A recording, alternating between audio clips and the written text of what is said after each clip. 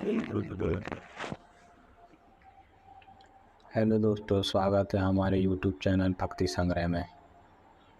आज हम बात करेंगे बृहस्पतिवार के व्रत कथा की, जिसको करने से भगवान विष्णु प्रसन्न होते हैं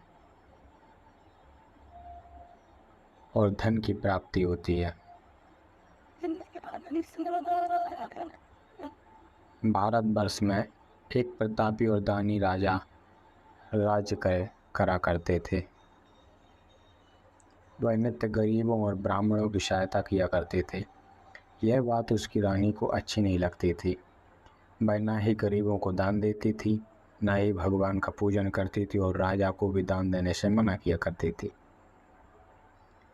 एक दिन राजा शिकार खेलने वन को गए तो रानी महल में अकेली थी। उसी समय बृहस्पति देव साधु वेश में राजा के महल में भिक्षा के लिए गए और भिक्षा मांगी। रानी ने भिक्षा देने से इनकार कर दिया और कहा, हे साधु महाराज, मैं तो दान पुण्य से तंग आ गई हूँ। मेरी पति सारा धन लुटाते रहते हैं। मेरी इच्छा है कि हमारा धन नष्ट हो जाए, फिर ना रहेगा बांस ना बजेगी बांसुरी। साधु ने कहा, देवी तुम तो बड़ी विचित्र हो। धन संतान तो सभी चाहते हैं, पुत्र और लक्ष्मी तो पापी के घर भी होनी चाहिए। यदि तुम्हारे पास अधिक धन है तो भूखों को भोजन दो, प्यासों के लिए प्याऊ बनवाओ, मुसाफिरों के लिए धर्मशालाएं खुलवाओ। जो निर्धन अपनी कुंवारी कन्याओं का विवाह नहीं कर सकते, उनका विवाह करा दो। ऐसे और कई काम हैं जिनके करने से तुम्हारा यश लोक परलोक में फैलेगा। परंतु रानी पर उपदेश का कोई प्रभाव ना पड़ा। वह बोली, महाराज आप मुझे कुछ ना समझाएं। मैं ऐसा धन नहीं चाहती जो हर जगह बांटती फिरूं। साधु ने उत्तर दिया, यदि तुम्हारी ऐसी इच्छा है तो तथास्तु। तुम ऐसा करना कि बृहस्पतिवार को घर लीप कर पीली मिट्टी से अपना सिर धोकर स्नान करना, भट्टी चढ़ाकर कपड़े धोना। ऐसा करने से आपका सारा धन नष्ट हो जाएगा। साधु के अनुसार कई बातों को पूरा करते हुए रानी को केवल 3 बृहस्पतिवार ही बीते थे कि उसकी समस्त धन संपत्ति नष्ट हो गई। भोजन के लिए राजा का परिवार तरसने लगा। तब एक दिन राजा ने रानी से बोला कि हे रानी, तुम यहीं रहो, मैं दूसरे देश को जाता हूँ, क्योंकि यहाँ पर सभी लोग मुझे जानते हैं, इसलिए मैं कोई छोटा कार्य नहीं कर सकता। ऐसा कहकर राजा परदेश चला गया। वहाँ वह जंगल से लकड़ी काट कर लाता और शहर में बेचता। इस तरह वह अपना जीवन व्यतीत करने लगा। इधर राजा के परदेश जाते ही रानी और दासी दुखी रहने लगी। एक बार जब रानी और दासी को 7 दिन तक बिना भोजन के रहना पड़ा तो रानी ने अपनी दासी से कहा, है दासी, पासी के नगर मेरी बहन रहती है, वह बड़ी धनवान है, तू उसके पास जा और कुछ ले आ ताकि थोड़े बहुत गुजर बसर हो जाए। दासी रानी की बहन के पास गई। उसी दिन गुरुवार था और रानी की बहन उस समय बृहस्पतिवार व्रत की कथा सुन रही थी। दासी ने रानी की बहन को अपनी रानी का संदेश दिया, लेकिन रानी की बड़ी बहन ने कोई उत्तर नहीं दिया। जब दासी को रानी की बहन से कोई उत्तर नहीं मिला तो वह बहुत दुखी हुई और उसे क्रोध भी आया। दासी ने वापस आकर रानी को सारी बात बता दी। बात सुनकर रानी ने अपने भाग्य को कोसा। उधर रानी की बहन ने सोचा कि मेरी बहन की दासी आई थी, परंतु मैं उससे नहीं बोली, इससे वह बहुत दुखी हुई होगी। कथा सुनकर और पूजा समाप्त करके वह अपनी बहन के घर आई और कहने लगी, हे बहन, मैं बृहस्पतिवार का व्रत कर रही थी, तुम्हारी दासी मेरे घर आई थी, परंतु जब तक कथा होती तब तक ना तो उठते हैं और ना ही बोलते हैं, इसलिए मैं नहीं बोली। कहो दासी क्यों आई थी? रानी बोली, बहन तुमसे क्या छिपाऊं, हमारे घर में खाने तक को अनाज नहीं था। ऐसा इसलिए कहते हैं रानी की आंखें भर आए।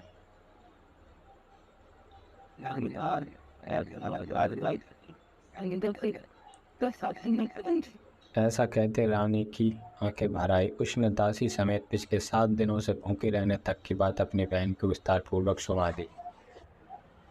रानी की बहन बोली, देखो बहन, भगवान बृहस्पति देव सबकी मनोकामनाओं को पूर्ण करते हैं। देखो शायद तुम्हारे घर में अनाज रखा हो। पहले तो रानी को विश्वास नहीं हुआ, पर बहन के आग्रह करने पर उसने अपने दासी को अंदर भेजा तो उसे सचमुच अनाज से भरा एक घड़ा मिल गया।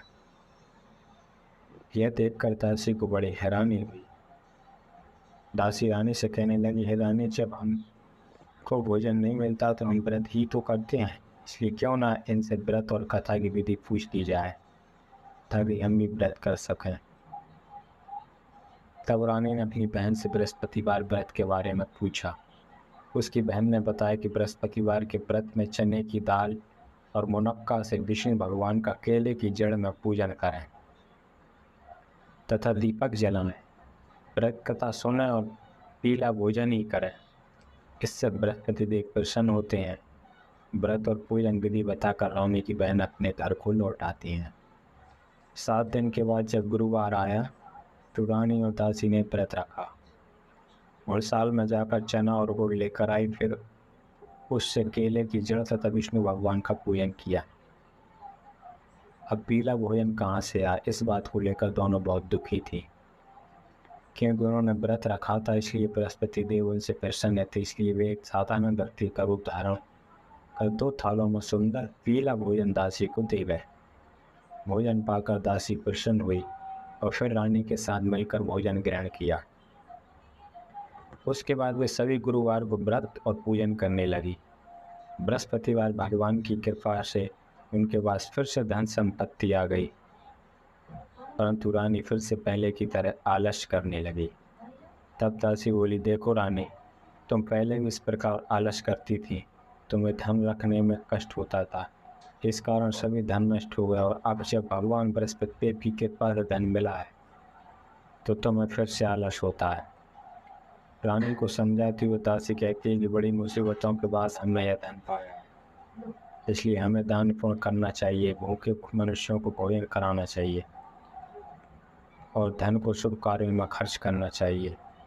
जिससे तुम्हारे कुल का यश बढ़ेगा, स्वर्ग की प्राप्ति होगी और फिर प्रसन्न होंगे। दासी की बात मानकर रानी अपना धन शुभ कार्यों में खर्च करने लगी, जिससे पूरे नगर में उसका यश फैलने लगा।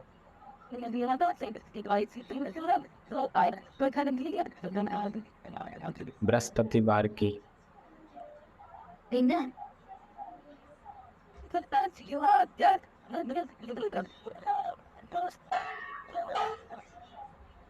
No,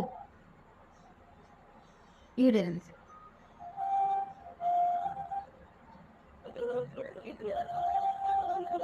Ready?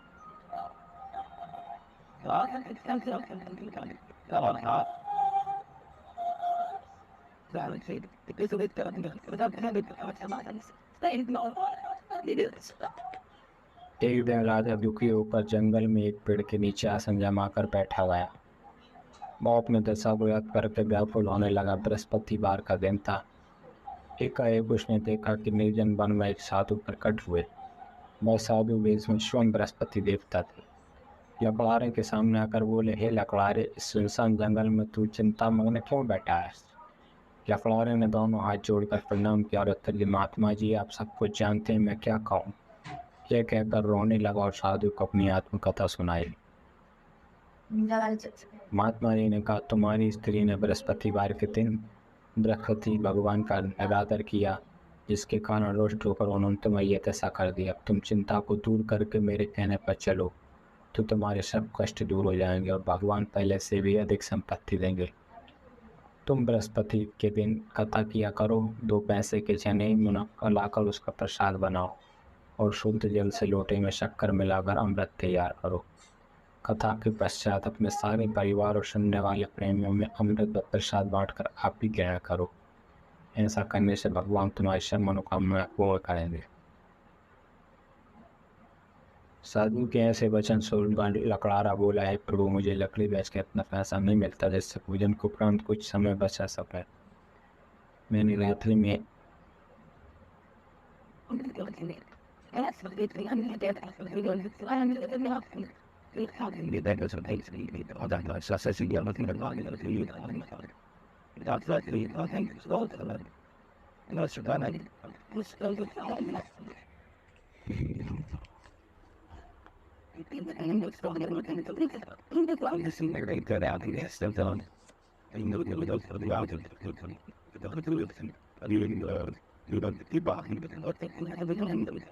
Thank you.